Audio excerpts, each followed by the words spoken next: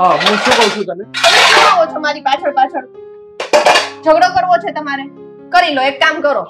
તને આ ઝઘડા સિવાય બીજું કઈ દેખાય છે? જ્યારે જોવો ત્યારે બસ ઝઘડો ઝઘડો ઝઘડો. હું તારી સાથે વાત કરવા આવું એટલે શું તારે ઝઘડો કરવા આવતો એવું જ માની લેવાનું? જો આ ઘરમાં મમ્મી પપ્પા હોય ને ત્યારે હું તને વધારે નથી કહી શકતો, એ માટે અત્યારે તને સમજાવવા આવ્યો છું. મને સમજાવવાની જરૂર નથી. જેની ભૂલ છે ને એને સમજાવો. મમ્મી નાની નાની વાતમાં મારી ભૂલ કાઢ્યા કરે છે. એ તો બસ રાહ જોઈને બેઠા હોય કે ક્યારે આની ભૂલ થાય અને ક્યારે હું આના પર ઘોડો થઈ જાઉં. બસ. શું કીધું તને? મમ્મીને ભાન નથી, એને ખબર નથી પડતી. જો તારી જાણ ખાતર કહી દઉં કે મમ્મી છે ને એ આપણા માવતર છે.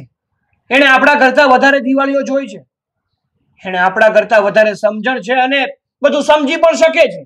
એટલે એવું તો કહેવાની કોશિશ કરતી જ નહીં કે મમ્મીને ભાન નથી. જો સાચું કહું ને તો ઝઘડાની શરૂઆત તો તું જ કરે છે. વાહ, મને ખબર છે કે મમ્મી મોટા છે. હું પણ એને મારા મમ્મીની જેમ જ સમજુ છું. અને મમ્મી સમજતા હોત ને તો ઓલી છે ને કાળી ડોશીની વાતમાં આવીને મારી સાથે ઝઘડો ના કરત. જ્યારે હોય ત્યારે એની વાતમાં આવી અને મારી જોડે ઝઘડો કરવા આવી જાય છે. કાળી ડોશી? અરે કઈ કાળી ડોશીની વાત કરે છે તું? પેલી પાડોશમાં રહી છે કાળી ડોશી. જવા દો ને હવે, તમે નહીં સમજો. જ્યારે હોય ત્યારે છે ને એ કાળી ડોશી મમ્મી પાસે આવે, મમ્મીના કાન ભરે અને મમ્મી મારી સાથે ઝઘડો કરવા આવે. એ છે ને મારા કાન ભરવા પણ આવે છે, પણ હું એનું મગજમાં નથી લેતી. અને મમ્મી એનું મગજમાં લઈ લે અને બસ પછી ચાલુ થઈ જાય. પછી તો પૂરું. તમે જોવો જ છો શું થાય છે.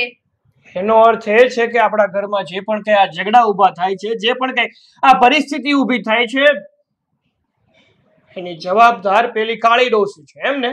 હા, આપણે લોકો શાંતિથી સુખીથી રહીએ છીએ ને એ પેલી કાળી ડોશીને પોસાતું નથી, એટલે એ આપણા ઘરમાં આવીને ઝઘડા કરાવે છે. પણ નહીં, કોઈને આ વાત તો સમજવી જ નથી. બસ એ કે એ સાંભળવાનું ને સીધું બાંધવાનું ચાલુ કરવાનું. કાળી બિલાડી ઊભી રહેતી. આ ડોશીને છે ને હવે હું જોઈ લઈશ. જો એ જ આપણા ઘરમાં ઝઘડા કરાવતી હોય ને તો એની ખેર નથી. જોવો હવે એ કરો, બીજું તો શું. સારું, હવે જો તું તારું કામ કર. હું શું કામ અહીંયા બહાર વાત કરવી હતી? કે બધી વાત હું શું કહું છું તને આમ જો સાંભળ. મારે બહાર થોડું કામ છે ને તો બહાર જાઉં છું. જમવાનું ઝડપથી બનાવી નાખજે, હું જલ્દી આવું છું, પછી જમી લઈએ. હા જાઓ, અને ટાઈમે આવજો પાછા. હા ભાઈ, હવે ટાઈમે જ આવતો રહીશ. તારે આવવું છે? ના ના, કાઈ નથી લાવવું. તમે બસ ટાઈમે ઘરે આવતા રહેજો. હા હવે આવતો રહીશ. તું છે ને આ વહુ ને બહુ કે ન કરતી થોડીક. નકર હું જ્યારે ને ત્યારે બધું કીધા કરે એટલે જ મગજ મારી કરવી. સડાવમાં ઘરમાં મુહાડીઓ વાળશે કે નહીં રહેવા દે. હા બધું થાહે ભાઈ. એ લાલી આવું આ કેટલું મોડું ઉઠી તું? આટલું મોડું ઉઠાતું હશે ને? હવે તું તૈયાર થઈને કઈ બાજુ જાશો?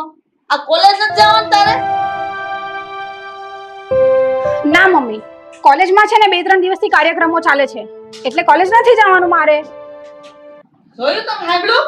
કોલેજ નથી જવાનું એને કાર્યક્રમ બહુ હાલતા હોય. અરે બેટા લાલી, હવે તું નાની નથી રહી, તું મોટી થઈ ગઈ છો, જુવાન થઈ ગઈ છો, અને આ કપડાં તને સારા નથી લાગતા. આ તું છોકરી થઈને એક છોકરાની જેમ રહે છો. અરે મારી દીકરી, છોકરી જેવા કપડાં પહેર, એમાં તું રૂડી રૂપાળી લાગીશ. અને આમ જો આજે છે ને બપોર પછી તારી મમ્મીની સાથે જા અને સારા સારા એ મસ્ત એવા ડ્રેસ લઈ લે. એ ડ્રેસ તને બહુ સારા લાગશે.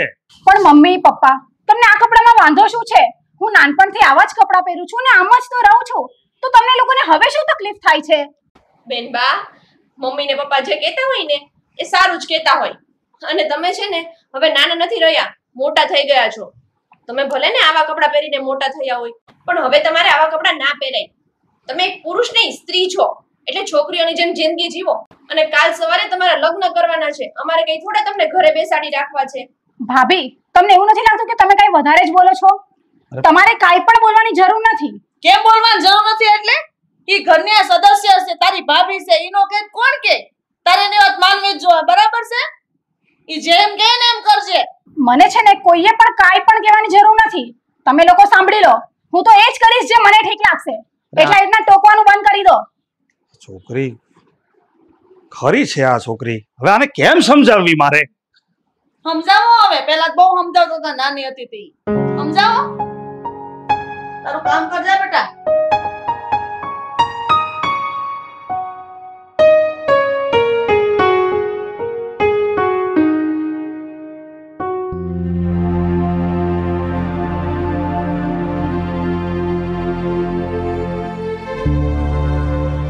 અરે લાલી, બેટા મુતાવળા પગે ક્યાં જાશો? અરે બા, હું તો મારી બેનપણીના ઘરે જાઉં છું, એના ઘરે એને મળવા માટે. પણ દાદી, તમે મારું એક કામ કરશો પ્લીઝ? અરે બેટા, તારે મને કઈ પૂછવાનું હોય બોલ ને, શું કામ છે? જુઓ ને દાદી, આ મારા કપડાં નથી સારા લાગતા? હું આ કપડામાં શું નથી સારી લાગતી? પણ આ ભાભી છે ને, એ મને એમ કહે છે તું આ કપડામાં જરાય નથી સારી લાગતી. અરે બેટા, તું તો આ કપડામાં કેટલી મસ્ત લાગે છે અને કેવી રૂડી રૂપાળી લાગે છે. સાચું કહું ને, આ તારી ભાભી, એને તું આવા કપડાં પહેરે ને એને અદેખાઈ આવે છે, બીજું કાંઈ નહીં. આમાં તું આટલી રૂડી રૂપાળી દેખાય, ઈ છે ને ઈ તારી ભાભીને જરાય ગમતું નથી, એટલે એને અદેખાઈ આવે છે. આ દાદી, જો ને મમ્મી અને પપ્પા એ બંને પણ મને એમ જ સમજાવે છે કે તું છોકરાની જેમ ના રહે, તું છોકરી છે તો છોકરી બનીને રહે. અને હંમેશા બધા જ મારી સાથે ઝઘડો જ કર્યા કરે છે. હવે બા, તમે જ મને કહો, શું હું સાડી અને ચોણીઓ પહેરું તો સારી લાગુ? જો બેટા, હું જે કહી ને એ સાચું કહે. આ ભલે મારું નામ કડવી છે, કોક મને કાળી ડોહી કહે છે, પણ હું તો છે ને કાળું ધોળું હાચું ખોટું જે હોય ને એ હું તને કહી જ દઉં. આ તું જે આવા કપડાં પહેરે છે ને એ કઈ તું એકલી થોડી પહેરસ, એ આખા ગામમાં બધાય પહેરતા હશે ને કેટલી સોડિયું પહેરતી હશે. પણ એના મા બાપ એને જે કહે કે ન કહે. અને હા, આ તારા વાળ તો લાંબા છે, એ તો ઝીણા ઝીણા કપાવીને રખડતા હોય છે, તો એના મા બાપ એને કહે કે ન કહે. પણ આ તારા મા બાપને ને તારી ભાભીને તારી એટલી અદેખાઈ આવે છે એટલે આવું કહે છે તને. પણ દાદી, તમે આ બધી જ વસ્તુ પ્લીઝ એકવાર મમ્મી પપ્પા અને આ ભાભી લોકોને સમજાવો ને. કોઈ મારું સાંભળતા જ નથી. તમે કહેશો ને તો માની જશે. મેં તો કેટલી વાર તારા મા બાપને કીધું કે આ છોડી આવું પહેરે છે તો પહેરવા દ્યો ને, આમાં એનું આખું શરીર ઢંકાયેલું તો રહે છે, પણ કોણ જાણે કેમ એ તો માનતા જ નથી. અને હા, મારું નામ રહ્યું કાળી એટલે પછી એ લોકો મારી ભાષા સમજે જ નહીં. અને હું તો સાચું કહી દઉં છું હો, કે હું ખોટું બોલું ને તો મારી જીભને કાંટા વાગે, પણ બહુ સમજાવ્યા માનતા જ નથી ને. પણ જો બેટા, તે મને દાદી કીધું છે ને એટલે તારા હારું થઈને હું આવે તારા મા બાપ પાસે ને હજી એકવાર છે ને સમજાવવાની કોશિશ કરીશ હો. બાકી તો પછી તારા નસીબ. હાલ તારે. હા દાદી, પ્લીઝ તમે એકવાર કહી દેજો. હા હા બેટા, થેન્ક યુ હું જઈ દાદી. જઈશ. હા હવે હું જાઉં? હા જા, બાય. બાય.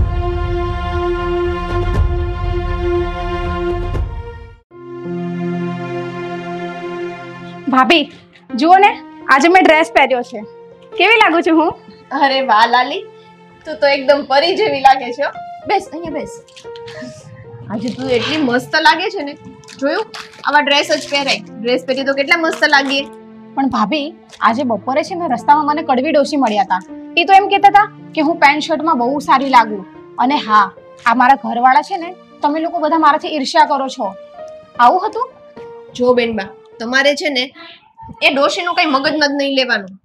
એને છે ને અહીંયા કરવાની આદત છે, અને બધાને ઝઘડા કરાવવાની આદત છે, એટલે એનું બહુ મગજમાં નહીં લેવાનું. જો ભાભી, હું તમારા માટે પણ એક ડ્રેસ લાવી છું. અરે વાહ લાલીબેન, તમે તો આમ એક સાથે સુધરી ગયા હો. આટલા વર્ષોમાં કોઈ દિવસ તમે મારા માટે કાંઈ નથી લાવ્યા, અને આજે તો અચાનક તમે આમ સરપ્રાઈઝ પર સરપ્રાઈઝ આપો છો. થોડી વાર થાય તો નવો ડ્રેસ પહેરીને આવો છો, વળી નવા ડ્રેસ પહેરીને મારા માટે પણ લઈને આવો છો. થેન્ક યુ યાર. મને બતાવો તો ખરા. ઉભારો, હું બતાવું છું. Your favourite colour. અરે વાહ, મને તો આ કલર બહુ જ ગમે છે. અચ્છા, તો તમને ખબર હતી એમ ને કે મને કયો કલર ગમે છે? હા તો એમ તો તમે બહુ સ્માર્ટ છો લાલીબેન. ભાભી, આટલું જ નહીં, હજી એક સરપ્રાઈઝ તો બાકી છે. તમને ખબર છે, મમ્મી પપ્પા તમારા વખાણ કરતા હતા. એ પણ કહેતા હતા તમે બહુ સારા છો, તમે આખું ઘર ખૂબ સારી રીતના સંભાળી લો છો અને બધું જ કામ પણ બરાબર કરી લો છો.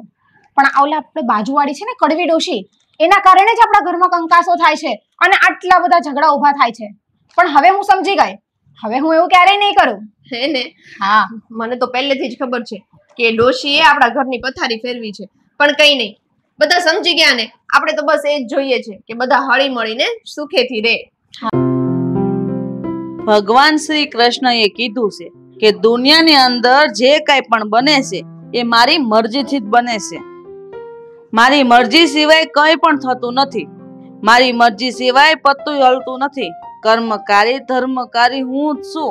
હું જ છું જન્મદાતા અને હું જ છું મૃત્યુ. બોલો, કૃષ્ણએ કેવી મોટી વાત કીધી એટલા શબ્દોમાં. હા, ભગવાન શ્રી કૃષ્ણ સર્વસ્વ છે. આ ભગવદ્ ગીતામાં ભગવાન શ્રી કૃષ્ણનો ઉપદેશ સાચો છે. એ વાત તારી હાચી. ભગવાન શ્રી કૃષ્ણ એટલે સર્વસ્વ. ભગવાન શ્રી કૃષ્ણ એમાં જ બધું છે. અરે વાહ, આ તો સોનાનો સૂરજ ઉગ્યો ને. પતિ પત્ની સાથે બેસીને કંઈક ભાગવત ગીતાનો પાઠ કરો છો ને. હા જો ને કડવી બા, આ અમારે છે આજ રજા. હાવ નવરા છે. ઘરમાં કોઈ કામકાજ નથી એટલે એમ છું કે ઘડીક ભગવદ્ ગીતા વાંચીએ તો સત્સંગ થાય. હવે આ ગડપણનું ભાતું તો આજ કહેવાય ને.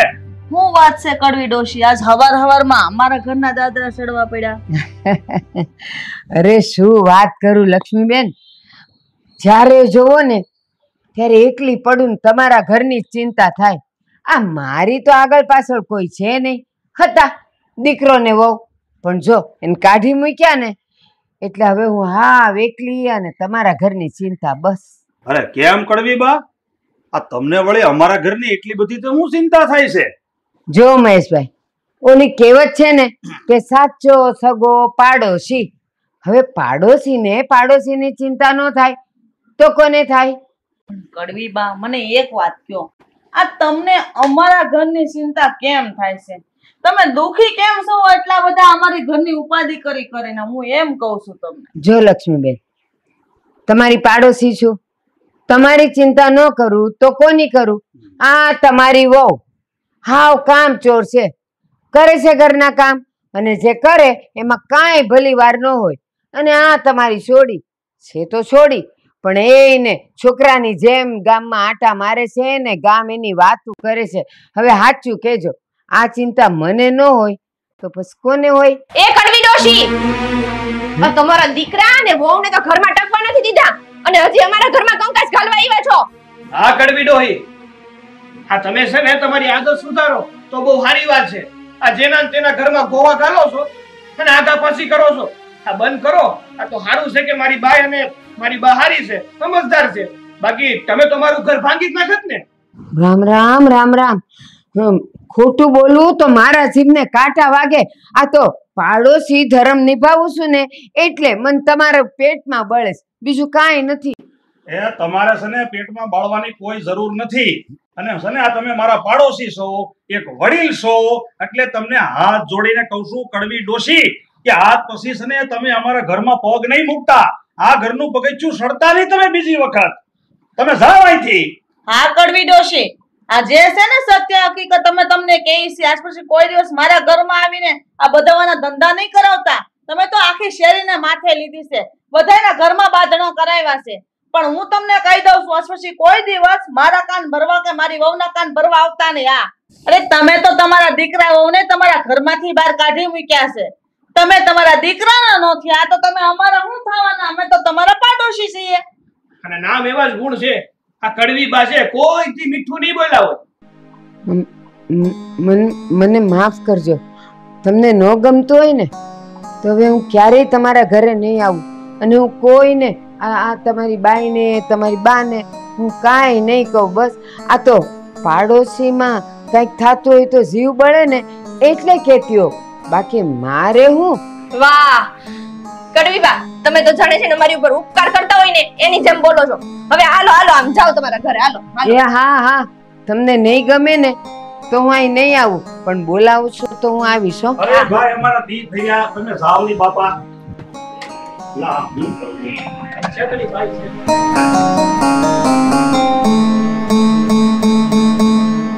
હા શું કહું નપરાવો, તે આજે તે જે કર્યું ને એ ખરેખર સાચું કર્યું. આ ડોશીને તે ઘરની બહાર કાઢીને બરાબર કર્યું.